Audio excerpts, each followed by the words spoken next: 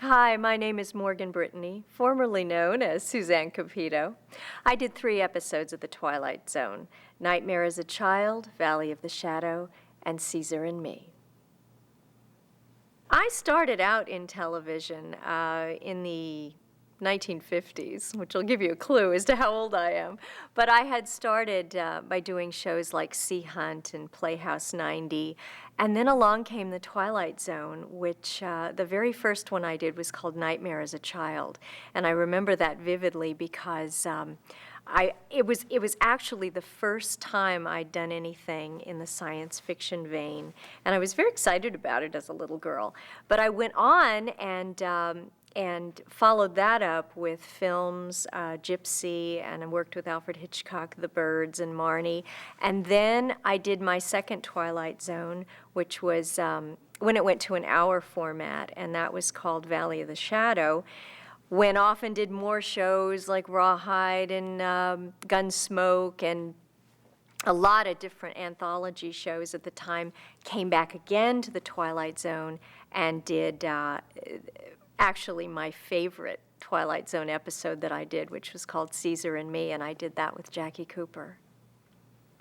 You know, I think back now, and when I did Caesar and Me in Valley of the Shadow, I was not exactly a nice character. It was the beginning of my villainous days. And, you know, that followed me. I must have been good at it back then because it followed me throughout my career. I ended up being a villainess of the worst kind on Dallas. And in a lot of the other shows I did, like Perry Mason and things like that, I've been killers and I've been psychopaths. And, you know, maybe that was it. Maybe that was the beginning of it when I played that little girl in The Twilight Zone. The Twilight Zone was very well received at the time in the 1960s when I did it. I received a lot of recognition within the business.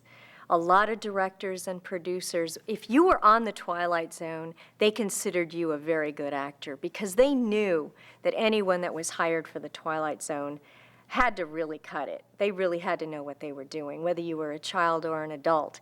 And it was done in such a way, I remember, because I remember going in on the auditions and doing the readings, and they intensely listened to you because that show was so story and character driven that whatever you did on that show, you had to connect with your audience.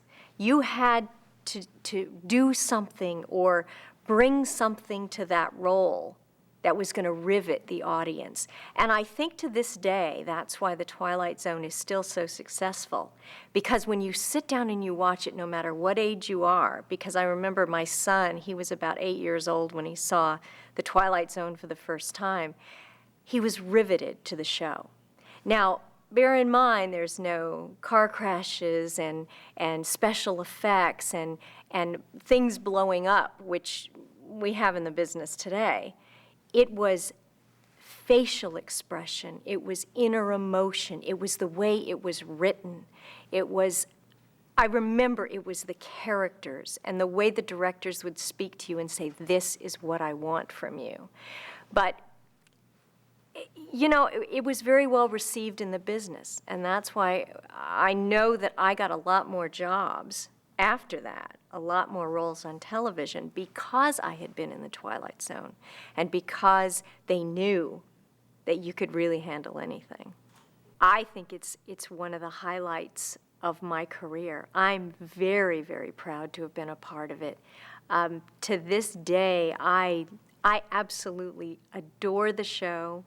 I love everything about it. I read all the books. Sometimes I'll even run into actors who've been on old Twilight Zone episodes, and we'll talk about it. Absolutely, it's one of the highlights, I think, of my whole career. I've probably done about 150 television shows in my career, not counting the series television that I did. But The Twilight Zone stands out, I think, and people come up to me even today and say, you're that little girl that was in the Twilight Zone. You're that little girl where the dummy talked on its own. And they remember, they connect, they know. And it's something I think that becomes a part of people's lives that watch the Twilight Zone marathons when they play on television. People are riveted to the shows. I think there's something fascinating about the fantasy of it, about it's something that we never quite experience in our own lives, but could possibly experience, whether it's whether it's the science fiction of it, whether it's the fantasy of it, whatever it is, it rivets people. People love it. And they always walk away remembering the shows.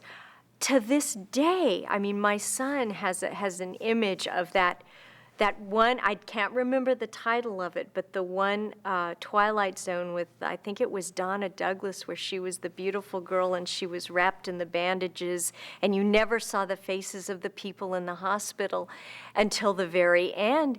And it was where beauty was a curse, and they sent away the beautiful people because they were considered to be strange. And my son to this day remembers that. And I think that's what it is about the Twilight Zone. I think you walk away from it remembering it. It leaves an indelible impression. It's got to be something with the way Rod Serling put it all together and the combination. You know, the Twilight Zone was such a brilliant concept that sometimes you have to think, in the world we live in today, are we really living in the real world, or are we living in the Twilight Zone?